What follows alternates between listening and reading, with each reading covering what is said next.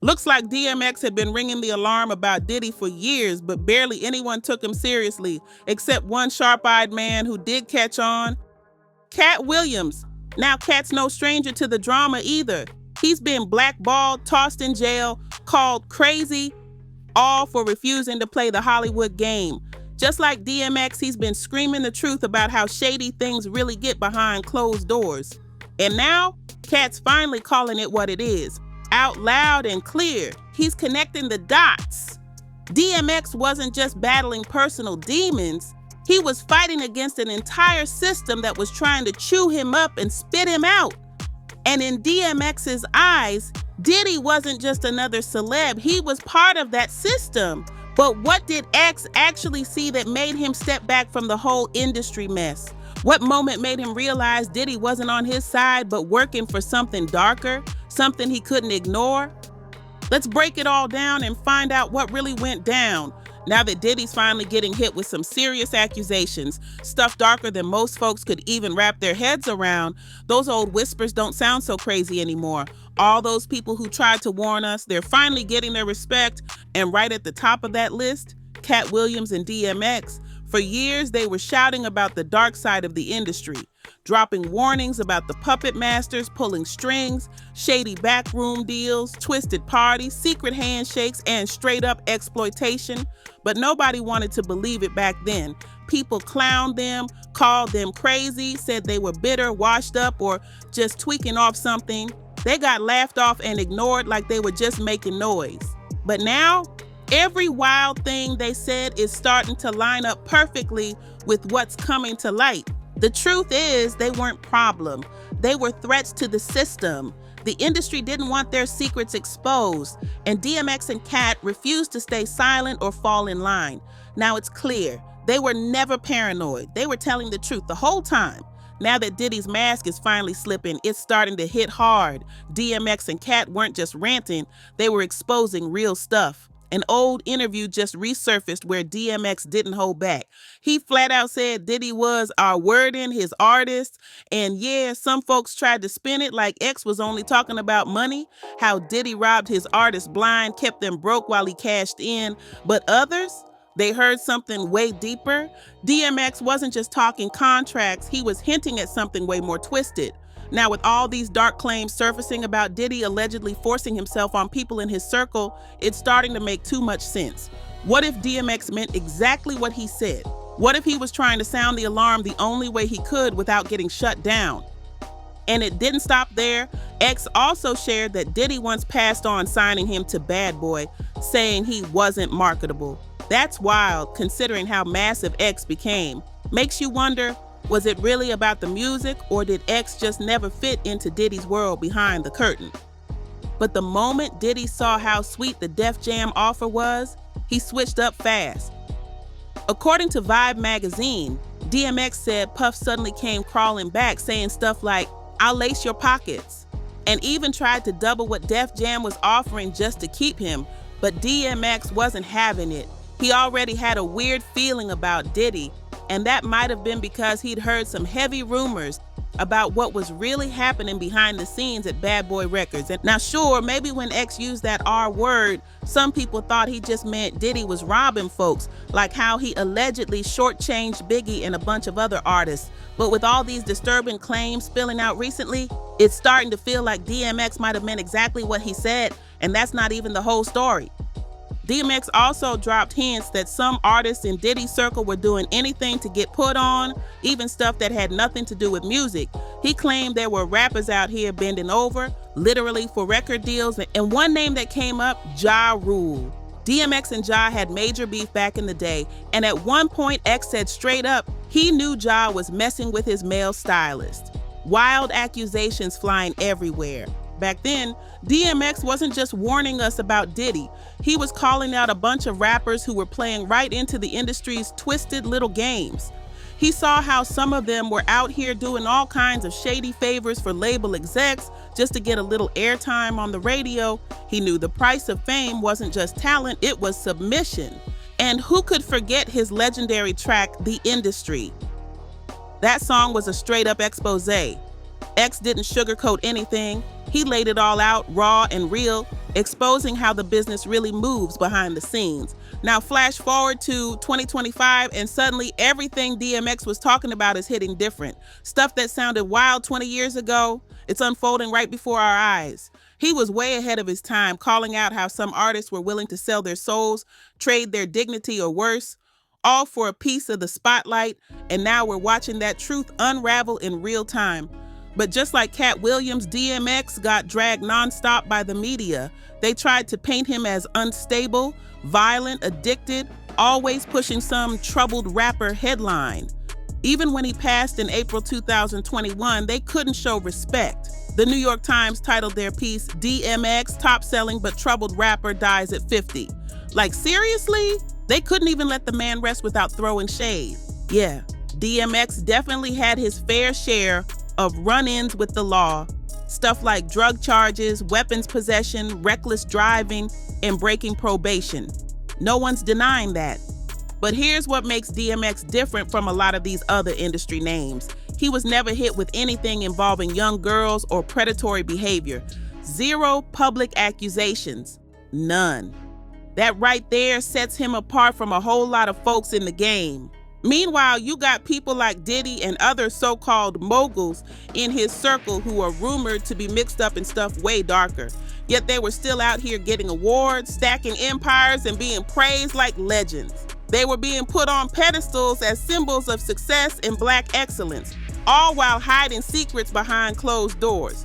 But DMX, he got ripped apart by the media for everything.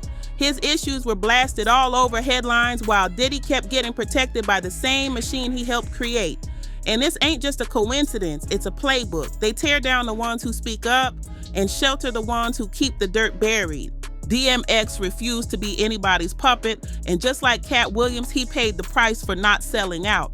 Katt's had plenty of legal troubles too, and even after he blew up, the arrests kept coming, one of the first major ones. Back in 2009, he got locked up in a Georgia Walmart parking lot over something random. They stay watching the loud ones, hoping to catch him slipping.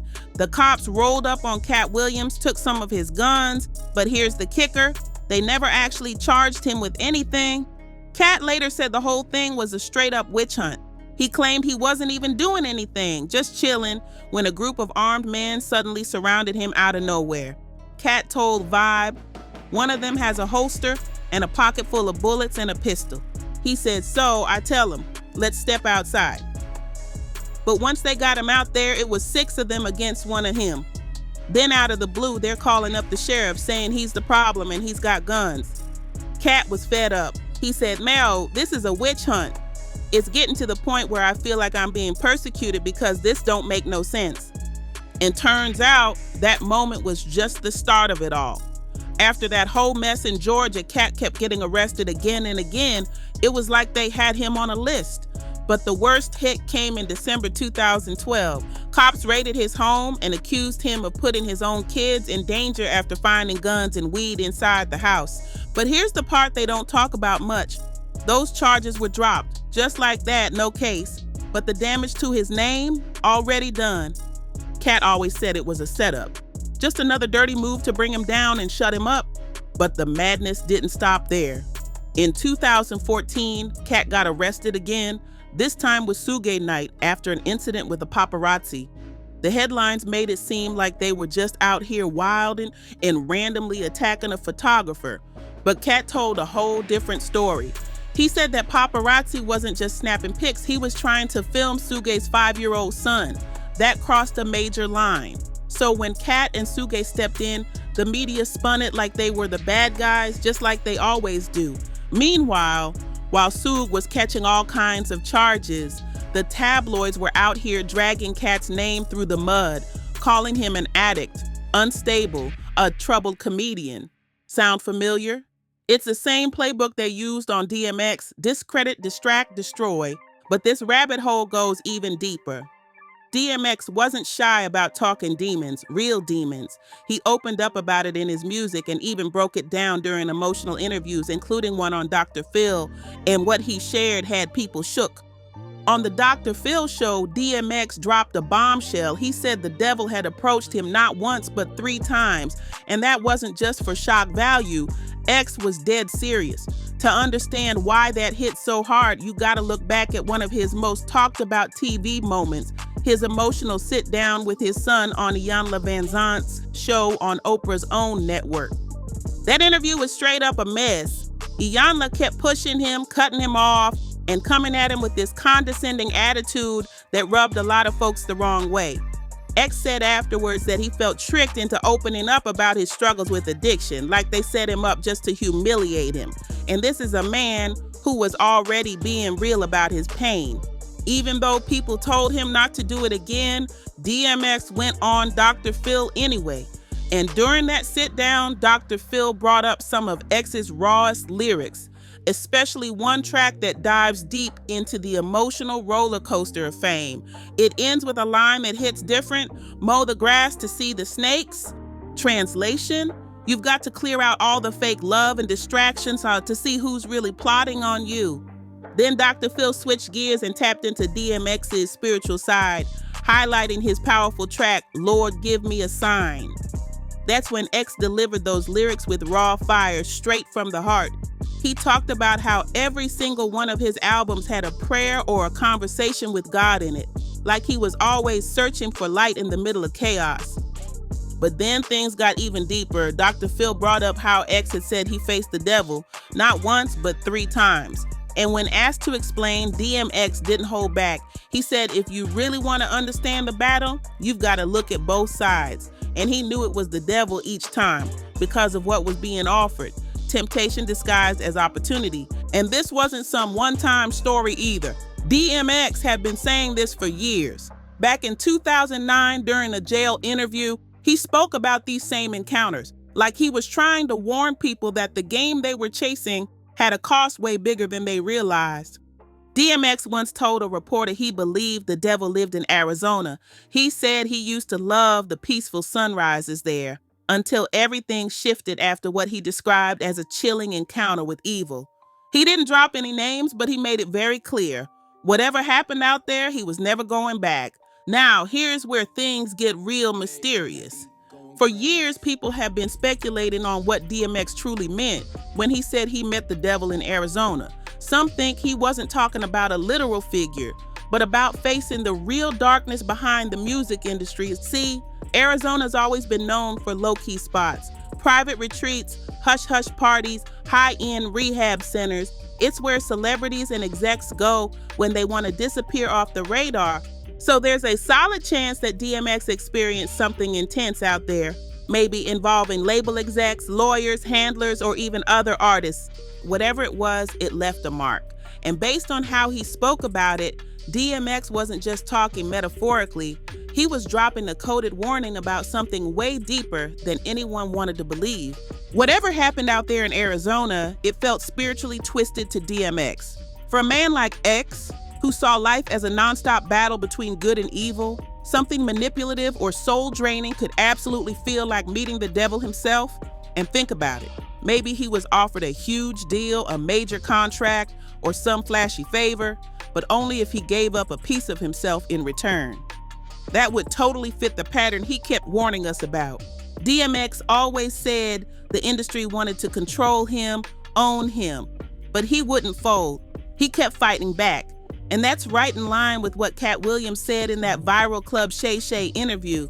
At some point, you gotta pick a side, God's side or the other one. So when DMX talked about meeting the devil in Arizona, maybe it was spiritual, maybe it was code, or maybe he was reliving a real-life moment that changed everything for him.